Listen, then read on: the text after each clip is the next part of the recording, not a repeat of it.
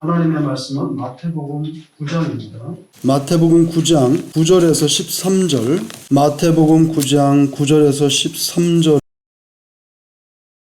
예수께서 그곳을 떠나 지나가시다가 마태라 하는 사람이 세관에 앉아 있는 것을 보시고 이르시되 나를 따르라 하시니 일어나 따르니라.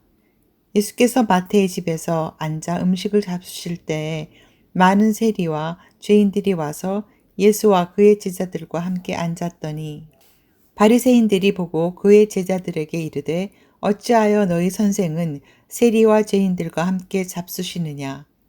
예수께서 들으시고 이르시되 건강한 자에게는 의사가 쓸데없고 병든 자에게라야 쓸데있느니라. 너희는 가서 내가 긍휼을 원하고 제사를 원하지 아니하노라 하신 뜻이 무엇인지 배우라. 나는 의인을 부르러 온 것이 아니요 죄인을 부르러 왔노라 하시니라. 초점은 바리새인들의 질문에 있습니다. 그 질문이 아주 송곳으로 찌르듯이 날카롭죠. 어찌하여 너희 선생은 세리와 죄인들과 함께 잡수시느냐? 이렇게 질문하고 있지만 사실 이것은 질문이 아니라 비난이죠. 질문 자체가 이미 답을 가지고 있습니다. 죄인들과 함께 밥을 먹는 것은 잘못된 것이다. 그죠? 나사렛 예수가 정말 선지자라면 세상 사람들도 다 아는 내용인데 지금 이 마태 집에 우르르 모여 있는 자들이 얼마나 지저분하고 질긴 죄인들인지 분명히 모를 리가 없을 텐데 어떻게 그런 자들과 같이 밥을 먹을 수 있느냐? 그 비난입니다. 그런데 이는 소위 이 죄인들에 대한 태도가 주님과 바리새인이 완전히 정반대이기 때문에 벌어진 일이에요. 이 죄인들은 일종의 영혼이 병든 환자들이죠. 솔직히 말하면 영혼이 병든 영적인 환자들이란 말이에요. 치유가 필요합니다. 근데 바리새인들은 죄인들은 더러운 병자들이니까 가까이 가면 안 된다. 그냥 버려야 돼. 예수님은 그들과 만나서 이 병을 치료해 줘야 된다. 이 완전히 다른 입장이에요. 교회도 여러분, 교회를 몇 가지로 이렇게 비유할 수가 있어요. 교회는 잔치하는 집이다. 이렇게 비유할 수도 있습니다. 이렇게 비유할 수도 있습니다. 왜 그러냐? 예수님은 신랑, 우리들은 영적인 신부. 그럼 신랑과 신부가 만나는 곳이에요. 예배 현장이. 그래서 잔치집을 비유할 수도 있습니다. 오래전에 제가 청년부를 이렇게 섬길 때, 교육전도사로 섬길 때 예배의 시작을 결혼송 딴딴따다 그걸 했어요. 예배를 시작할 때 그걸 쳤어요. 제가 치라 그랬어요. 제 마음대로 할 수 있어요. 목사가 되니까 마음대로 할 수 있는 게 하나도 없어. 진짜예요. 참 그래서 좋았어요. 전도사님 할 때는. 근데 목사 할 때는 하나도 다 상의를 허락을 받아야 돼. 근데 청년부 이렇게 그러면서 의미를 부여했어요. 이건 결혼송이지만 우리 예수님하고 결혼하는 현장에 왔다. 얼마나 감사하고 이 복되고 신나는 지금 사건이냐. 그래서 every 주일마다 예배 시작할 때 결혼송을 쳤어요. 하나도 우습지 않았어요. 다 진지하셨어요. 경우에. 그리고 거기는 전부 다 또 결혼을 해야 될 사람들이었어요. 근데 여러분 또 이렇게도 비유할 수 있어요. 교회는 병원이라는 거죠. 사실은. 이게 천사들만 우리가 모이는 데가 아니거든요. 천사 같은 사람들이 모이는 데가 아니에요. 각종 병자들이 모여있는 이게 영적인 병원과도 같은 게 또 교회거든요. 병원장은 누구냐? 병원장은 예수님이죠. 이런 이해가 우리가 없다면 모자라고 사람이 좀 이상하고 좌절하고 세상에서 실패하고 부족한 사람들은 전부 제외하고 오지 마시오. 오직 떳떳하고 교양이 넘치고 재물이 있고 좀 지식이 있고 건실하고 착하고 인간 됨됨이도 좀 꽤 괜찮은 사람들만 모이는 단체가 되어야 되는 거예요. 그런데 그렇다면 그것은 병원이 아니에요. 고상한 동호회가 될 것이고, 그러면 의사도 필요 없고 병원장, 예수님 필요 없어요. 예수님은 죄인과 세리의 친구라는 별명을 얻을 정도로 죄인들하고 같이 다녔잖아요. 이거 한 번 다녔으면 그 별명을 얻었겠어요? 죄인과 세리의 친구. 오늘날 이 시대는요, 솔직히 말해서 그런 예수님, 그런 병원장이 필요하지 않은 교회가 되어가려고 해요. 오늘 본문 10절에 분명히 많은 세리와 죄인들이 모였다고 했어요. 그리고 거기서 성경에 보니까 예수님과 그의 제자들이 함께 앉아 있었어요. 같이 식사하고 있는 거예요. 이 본문을 기록한 사람 마태입니다. 마태는 세리입니다. 그리고 그 친구들이 모였어요. 지금 자기 이야기 쓰고 있는 거예요. 주님께서 9절에 나를 따르라 하셨을 때 일어나 따랐습니다. 여러분, 우리가 직업이라는 단어가 있잖아요. 한자죠. 참 우리 그 한자 문화권에서 벗어날 수 없어요. 모든 단어가 거의 다 한자예요. 그러니까 뭐 우리가 독립국가를 하지만 정신적으로 보면 중국에서 보면 속국 취급하는 그런 현상이 벌어지는 거예요. 언어가 다 한자인데 여러분, 직업이라는 한자 단어가 있잖아요. 직. 뭡니까 이 직? 이건 job입니다. 타이틀이에요. 그 직을 수행하는 곳이 직장이죠. 그죠? 근데 직업이라서 단어에서 업은 뭡니까? 이건요, job이 아니에요. 사실 업은 이건 일종의 미션이에요. 영어로 하면. 직은 job이지만 업은 미션이에요. 이거는 사명이에요. 마태는 말하자면 이제까지의 세리라고 하는 그 직을 내려놓고 job이죠. 타이틀입니다. 그 직을 내려놓고 새로운 세계, 그 뭐예요? 예수님을 따라가는 그 미션, 그 업을 따르기 위해 일어난 사람이에요. 이제 이게 마태의 존재 가치가 되는 거죠. 돈 계산 전문가였던 그가 목수였던 주님을 따라갑니다. 이게 좀 안 어울리죠, 사실은. 계산기 두드리는 사람이 목수 뒤를 따라가는 거? 이거 계산 맞지 않아요. 아주 풀타임 텍스 컬렉터로서의 수입 좋은 잡을 버렸어요. 손해입니다. 누구보다 타산적인 두뇌의 소유였을 건 그런 마태가 완전히 자기 인생에 쫑을 친 거예요. 그가 세리로서 자기 책상에서 일어난 그 순간, 그 자기 책상에 일어나는 그 순간, 그래서 주님을 따르기로 작정한 순간 이미 이제까지의 그 인생은 쫑쳤습니다. 다시는 그 돈 계산하는 세상으로 돌아가지 못했어요. 돌아가지 않았어요. 여러분, 마태복음 12장 1절에 보면 무슨 일이 나오냐면 제자들이 이렇게 길을 가는데 밀밭 사이로 지나가게 됐어요. 밀밭 사이로 지나가다가 배가 고파가지고 이삭을 훅 당겨가지고 제 생각에는 비벼서 먹는 장면이 보일 정도로, 그것도 그날은 절대 그런 짓을 하면 안 되는 안식일이에요. 이거 하는 거 다 추수에 들어가니까 절대로 그런 거 하면 안 되는 안식일인데, 그리고 주님께서 뭐라 말씀합니까? 난 머리 둘 곳이 없어. 베개 베고 똑바로 잘 데가 없다고요.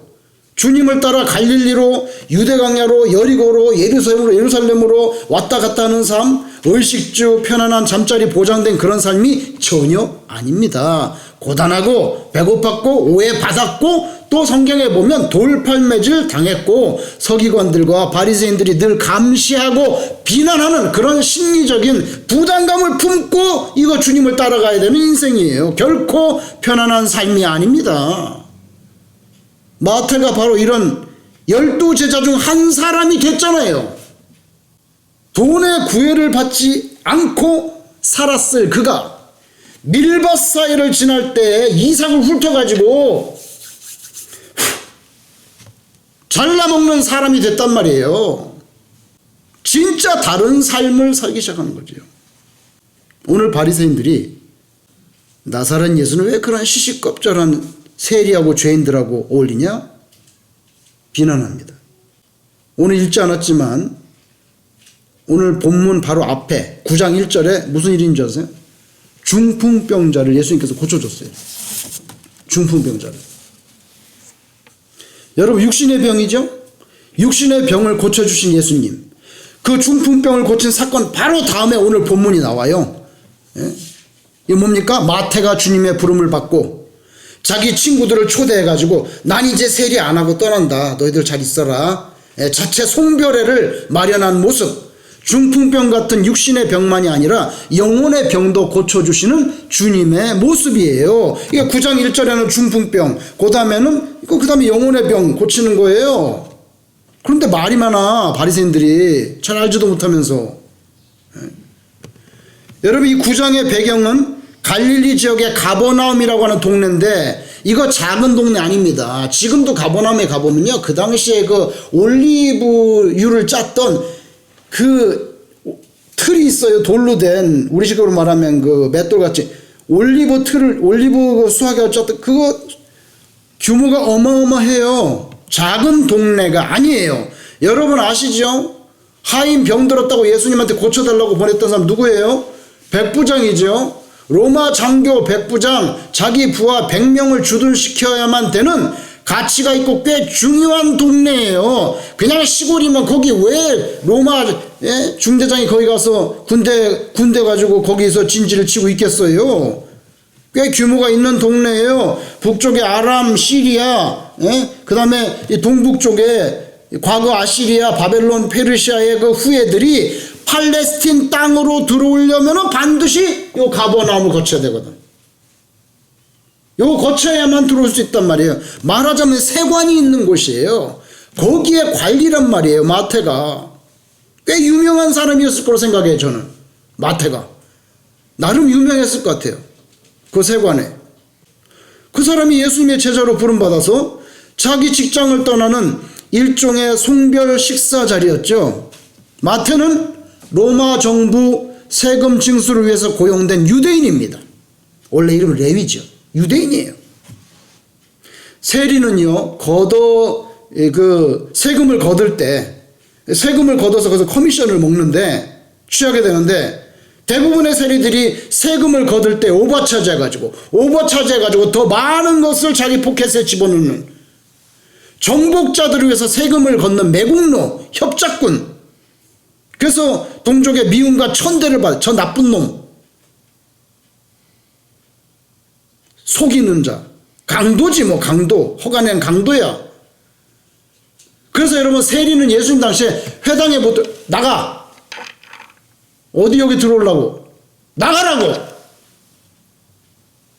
세리는 회당에 못 들어왔어요. 법원에서 재판할 때 증인으로 세리야? 넌 증인 못해, 나가. 회당에도 못 들어가고 법원의 증인으로도 채택될 수 없었던 게 세리입니다. 이렇게 세간의 비난을 받을 망정, 직장으로 따지면 수입 좋고 누가 쫓아내지도 않는 철가방 로마 공무원이에요.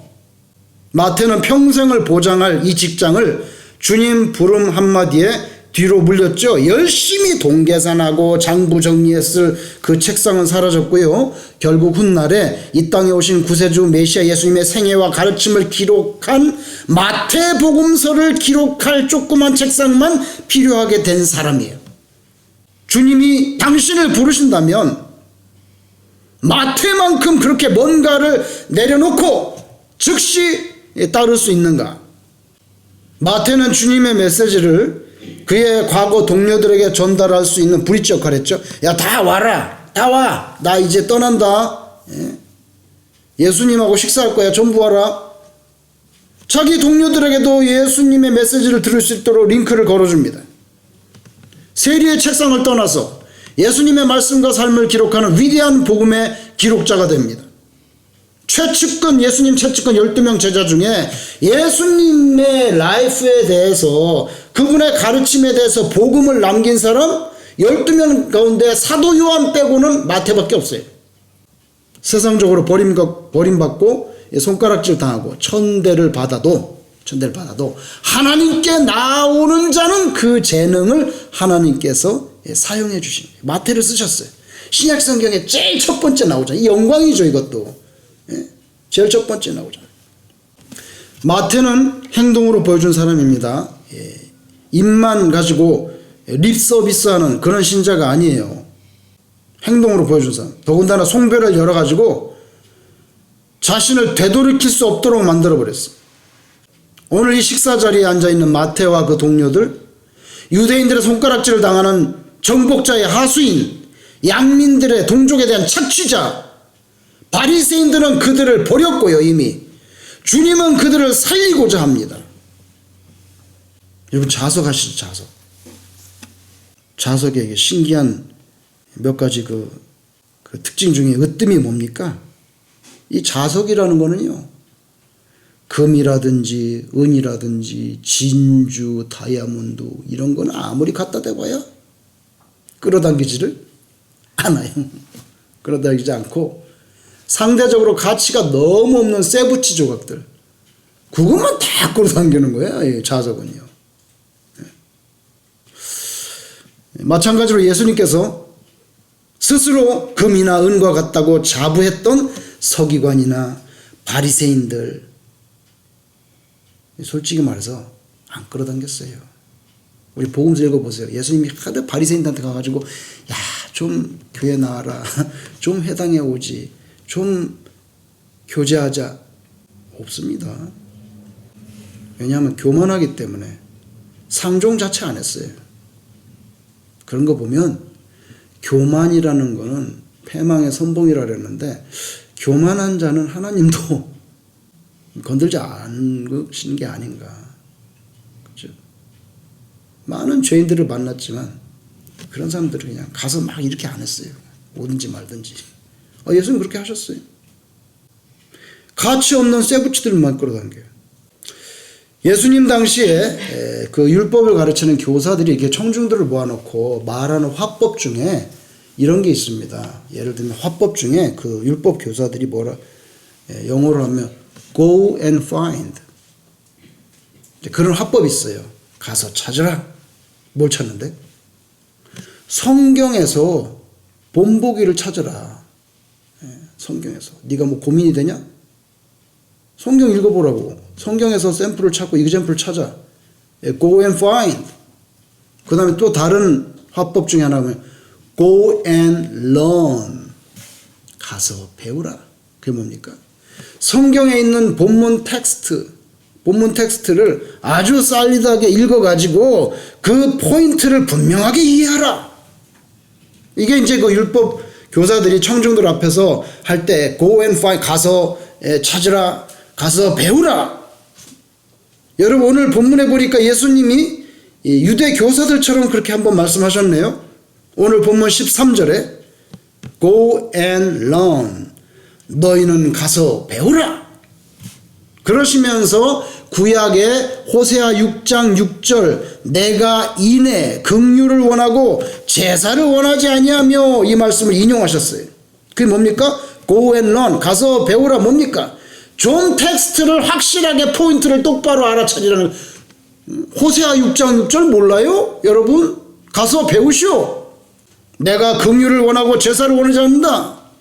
하나님을 섬기는 신앙이라는 것은 하나님의 사랑과 긍휼을 실천하는 건데, 하나님과 그 율법을 지킨다고 하는 바리새인들 같은 종교 지도자들이 이 신앙의 본질 핵심은 잊어버리고 형식적인 외식, 손을 물을 몇 번 붓는다는 동, 그런 기계적인 제사의식에만 치중하는 거 하나님 안 좋아하신다는 거예요. 나 그거보다 더 긍휼을 베푸는 거 더 좋아해. 불행한 사람들에게 사랑의 손길을 펴서 그리스도의 긍휼의 정신을 보여줘야 할 텐데, 사랑은 보이지 않고 생명 없는 종교적 의식, 예식만 준수하면 된다고 하는 바리새인들, 그거 훈계하시는 장면이에요. 오늘 본문의 결국 기사 결론이 뭡니까? 오늘 결론이 뭡니까? 예수님의 말씀에 의하면 신자가 가장 긴급하게 해야 될 일은 긍휼을 베푸는 거라는 거예요. 이미 말씀하셨어요. 마태복음 5장 7절에. 벌써 말씀하셨죠. 그죠? 5장 7절에. 긍휼히 여기는 자는 복이 있나니. 벌써 말씀하셨어요. 그 말씀의 풀 버전이 바로 오늘 본문 말씀이 될 수 있지 않겠어요? 긍휼히 여기는 자는 복이 있나니. 예수님 말씀하신 대로 지금 그렇게 하고 있다고요. 근데 바리새인들은 왜 그 같이 어울리고 그러냐. 오늘 본문에 그 주님의 긍휼이 마태와 그 동료들에게 임했죠. 주님이 인용하신 호세아 6장 6절에 제사를 원치 않고 할 때 그 제사라는 말의 뜻은 성전에서 드리는 제의적인 제사만을 가리키는 게 아니라 형식적인 율법 준수, 제의적인 정결의식에 바탕을 둔 모든 그런 그 디테일한 율법 행위들 있잖아요. 내 경건을 위해서 실천하는 거, 그죠? 그런 제의적인, 그런 리추얼한 모든 행위적 의식보다 더 중요한 것은 긍휼이라는 거예요. 이거는 주님의 또 다른 비유 말씀, 강도 만난 자를 도와주는 선한 사마리아인의 비유에서도 똑같은 주제로 드러납니다. 여러분 누가복음 10장 30절 이하에 보면 제사장 지나갑니다. 레위인 지나갑니다. 사람 죽어가는데 제사장 레위인은 강도 만나 거의 죽게 된 이 사람을 성경에 보니까 피하여 지나갔어요. 그 핵심이 뭡니까? 아이고 괜히 강도 만나 쓰러진 자 옆에서 얼쩡거리다가 나도 강도 만나면 어떻게 해? 그런 겁이 많았나? 거기에 핵심이 있는 것 같진 않아요. 뭐 그럴 수도 있겠지만은 왜 그러면 피해서 지나갔니? 더 본질적이고 핵심적인 게 뭔지 아세요? 제사장과 레위인은 뭐 하는 사람들입니까? 예루살렘 성전에 출입하면서 제사를 지내고 거기서 솔브하는 사람이에요. 근데 지금 가다 보니까 강도 만나서 거반 죽어서 쓰러진 사람이 있는데 그거 도와준다고 가까이 가서 얼쩡거리다가 이렇게 막 해보니까 이미 죽었다든지 아니면 뭐 좀 도와주려고 가까이 가서 이렇게 얼쩡거리는데 그렇게 도와주는 사이에 그 사람이 죽어버리면 그 제사장 레위인은 율법에 따라 부정한 자가 됩니다. 죽음을 만지는 자, 율법에 정한 상당 기간 동안 예루살렘 성전 출입 금지입니다. 그죠? 부정, unclean. 그럼 어떻게 그러면 나는 제사장 레위인인데, 내가 제사장이고 레위인인데 성전에도 못 들어가게 되겠네? 에이, 그냥 가야 되겠어. 예수님이 그걸 꼬집는 거거든요. 그렇게 하나님 잘 섬긴다고 하는 제사장 레위인이 이제 그거 리추얼한 거 해야 되는데, 뭐 설교도 하고 뭐 해야 되는데 그 못하게 되니까 그냥 지나갔다는 거예요. 거기에 초점이 있는 거예요. 뭐 겁이 많아가지고 도망갈 수도 있겠지만은 여러분 아이러니컬하게도 그 제사장 레위인이 진정으로 사람 취급하지 않는 부정하다고 여기는 그 어떤 사마리아 사람이 그 강도 만난 사람 도와주고 자기 타고 가던 짐승에다 태우고 여관까지 가서 또 비용까지 지불하면서 핵심이 뭡니까? 누가 긍휼을 베풀었느냐는 거예요. 주님의 마음, 주님의 인격을 내 속에 담는다는 거, 주님의 가르침을 배운다는 거, 그 출발의 기본이 뭔지 아세요? 긍휼히 여기는 마음이에요. 이게 하나님의 마음이에요.